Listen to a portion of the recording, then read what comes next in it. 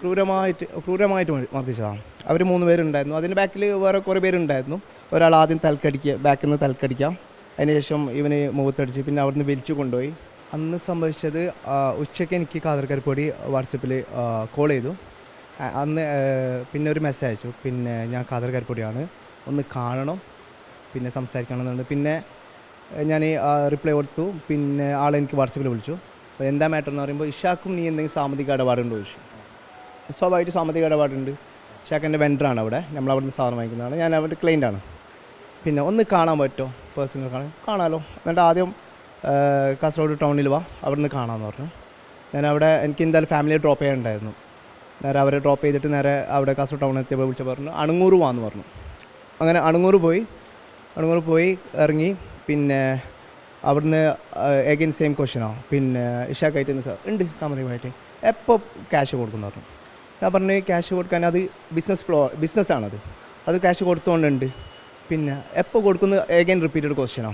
ഞാൻ പറഞ്ഞു ഞാൻ ഇനി എന്തെങ്കിലും ബന്ധമുണ്ടോ? ഇല്ല, ഞാൻ എന്നോട് ബോധിപ്പിക്കേണ്ട ആവശ്യമില്ലല്ലോ.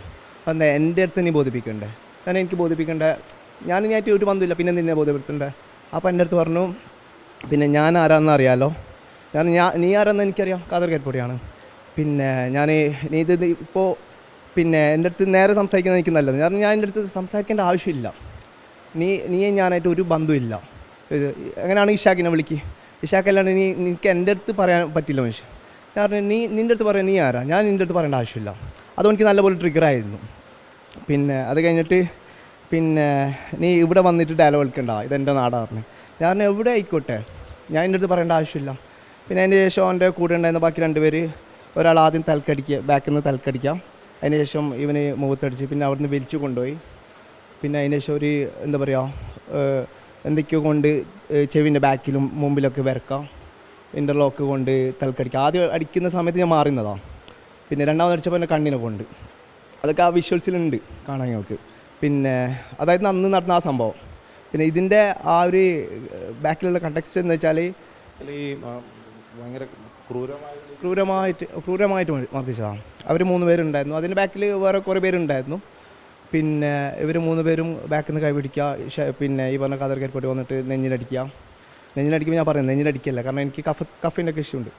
പിന്നെ ഇങ്ങനെ അടിക്കുക, പിന്നെ നിന്നെ കൊല്ലും, നീ വിടില്ല, നീ പിന്നെ ആരോടാ സംസാരിച്ചെന്നറിയോ, പിന്നെ നിന്നെ ഞാൻ കാണിച്ചുതരാം, സോഷ്യൽ മീഡിയയിൽ കാണിച്ചുതരാം, പിന്നെ ഞാൻ എന്തായിക്കോട്ടെ. എന്നിട്ട് പിന്നെ അത് കഴിഞ്ഞിട്ട് ഞാൻ അവിടെ നിന്ന് അതിന് ശേഷം ഞാൻ പിന്നെ എൻ്റെ ഫ്രണ്ടിനെ വിളിച്ചു. അതിനുശേഷം പിന്നെ നമ്മളെ SP സാറിനെ വിളിച്ചു. പിന്നെ പോലീസ് ഫോഴ്സൊക്കെ വന്നു. ശരിക്കും എന്താണ് ഇതിൽ കാതർകരിപ്പൊടിയായിട്ട് ഏതെങ്കിലും തരത്തിലുള്ള സാമ്പത്തിക ഇടപാട് നിങ്ങൾക്ക്?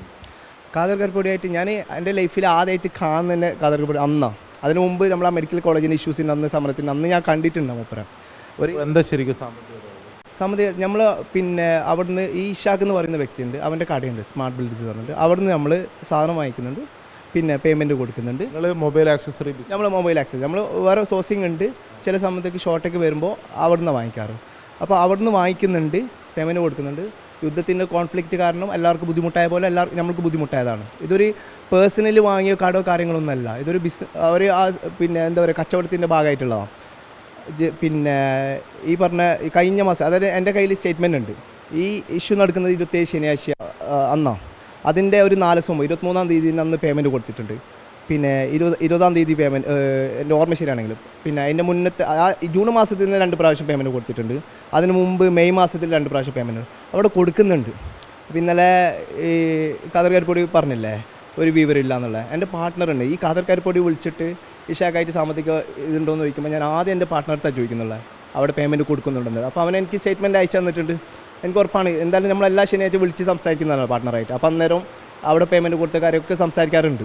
അപ്പോൾ അതൊക്കെ പറഞ്ഞതാണ്, എനിക്ക് ഉറപ്പുണ്ട് എന്തായാലും ആ ഒരു പേയ്മെൻറ്റ് കാര്യങ്ങൾക്ക് അവിടെ കൊടുക്കുന്നുണ്ട്. എൻ്റെ കയ്യിൽ സ്റ്റേറ്റ്മെൻറ്റ് ഉണ്ട്, അവരെ കമ്പനി അയച്ചു തരുന്ന സ്റ്റേറ്റ്മെൻറ്റാണ്, ഒക്കെ ഉണ്ട്. പിന്നെ അതിന് മേലെ ഈ പറഞ്ഞ അവരെ അക്കൗണ്ട് മാനേജറും പിന്നെ അവരെ സ്റ്റാഫൊക്കെ ആയിട്ടുള്ള ഗ്രൂപ്പുണ്ട്.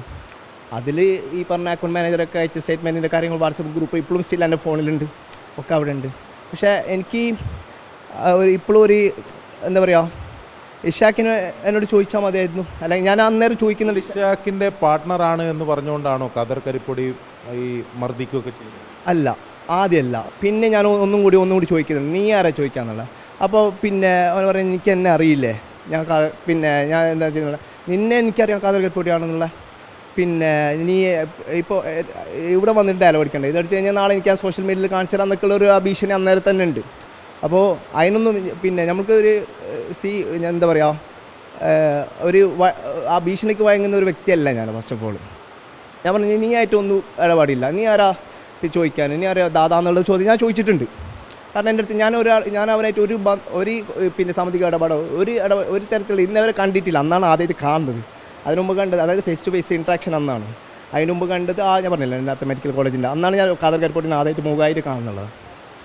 ഈ കപ്പ് കാദർ കരിപ്പൊടിൻ്റെ യഥാർത്ഥ ഒരു റോളും ഇല്ല നിങ്ങൾക്ക്, ആൾക്ക് ഒരു റോളില്ല. കാരണം ആൾക്കൊരു റോളുണ്ട്. മീൻസ് എൻ്റെ ഫ്രണ്ട്സ് അവനെ വിളിച്ചിരുന്നു എന്താ സംഭവം എന്നൊക്കെ അറിയാണ്ട്. അതിലുള്ള ആ ഓഡിയോ എൻ്റെ കയ്യിലുണ്ട്, അതിലോൻ പറയുന്നുണ്ട്. പിന്നെ തെളിവുകളൊക്കെ പോലീസിന് കൊടുത്തിട്ടുണ്ട്. അതായത് ഈ പറഞ്ഞ പിന്നെ സ്റ്റേറ്റ്മെൻറ്റും കാര്യങ്ങളൊന്നും കൊടുത്തിട്ടില്ല, കൊടുക്കാണ്ട് ബാക്കിയുള്ള കേസും കാര്യങ്ങളൊക്കെ ഫയൽ ചെയ്തിട്ടുണ്ട്. പിന്നെ അതിന് ശേഷമുള്ള ഡിഫമേഷന്, സോഷ്യൽ മീഡിയയിലുള്ള പിന്നെ എന്താ പറയുക ഡ്രഗ്സ് യൂസ് ചെയ്തിട്ടാണ് വന്നെന്നുള്ള എൻ്റെ മെഡിക്കൽ റിപ്പോർട്ടും എൻ്റെ എന്താ ടെസ്റ്റാണെന്ന് വെച്ചാൽ കൊടുക്കാൻ ഞാൻ റെഡിയാണ്, തയ്യാറാണ്. ഡിപ്പാർട്ട്മെൻറ്റ് ചോദിച്ചാൽ ഞാൻ കൊടുക്കും. ഞാൻ ഇങ്ങനെ ഒരു സംഭവം വന്നപ്പോൾ ഒരു ലഹരി ഉപയോഗിക്കുന്ന ആളായി ചിത്രീകരിച്ചു. അതായത് ഞാൻ ഇത് കഴിഞ്ഞ ഈ മർദ്ദനത്തിന് ശേഷം ഞാൻ ഹോസ്പിറ്റലിൽ അഡ്മിറ്റ് ആയതിനു ശേഷം ഇവനിക്ക് ഓൾറെഡി ഒരുപാട് പിന്നെ ക്രിമിനൽ കേസും കാര്യങ്ങളൊക്കെ ഉണ്ട് കാതൽ കരിപ്പൊടിക്ക്. അപ്പോൾ അതിലൊക്കെ ചൂഷണം ചെയ്യപ്പെട്ട ആൾക്കാരൊക്കെ വന്നിരുന്നു. അപ്പോൾ അവരൊക്കെ പറഞ്ഞ കാര്യം കാതൽ കരിപ്പൊടിൻ്റെ സ്ഥിരം സ്വഭാവമാണ്, ഒന്നെങ്കിൽ ആദ്യം ഡ്രഗ്സ് എന്നുള്ളത് പോർട്രേറ്റ് ചെയ്യാം, അല്ലാന്നുണ്ടെങ്കിൽ ഏതെങ്കിലും പെണ്ണ് വിഷയത്തിൽ പോർട്രേറ്റ് ചെയ്യാം. പിന്നെ അതുപോലെ അവനക്ക് കോംപ്രമൈസിന് വേണ്ടി വന്ന കുറേ ആൾക്കാരുണ്ട്, കുറേ സോ കോൾഡ് ബായ്മാരൊക്കെ ഉണ്ട്. അവരൊക്കെ വന്നിട്ട് പിന്നെ ഇതൊന്ന് ഒഴിവാക്കുന്നതല്ല എനിക്ക് നല്ലത്, ഭാവിയിൽ എന്തൊക്കെയാണ് വരാമെന്നുള്ള എന്ത് വന്നോട്ടെ. നമുക്കൊരു ഇവിടെ നിയമവും കാര്യങ്ങളൊക്കെ ഉണ്ട്, അതിന് ഒരു പുല്ലുവില കൽപ്പിച്ചിട്ടുള്ള ഒരു പരിപാടിക്ക് വാങ്ങി കൊടുക്കാമെന്ന് ഞാൻ നിന്നില്ല. അപ്പോൾ അവിടുന്ന് ഞാൻ പറയുന്നുണ്ട് കേസ്. അപ്പോൾ എന്ത് കേസാണ്, ഇതിനു മുമ്പ് കുറേ കേസ് ഉണ്ടായതാണ്, ഒരു ചുക്കും ചെയ്യാൻ പോകുന്നില്ല എന്നുള്ള ഒരു ഇതാണ്. ഏകദേശം FIR നിങ്ങൾ നിയമം തീർച്ചയായിട്ടും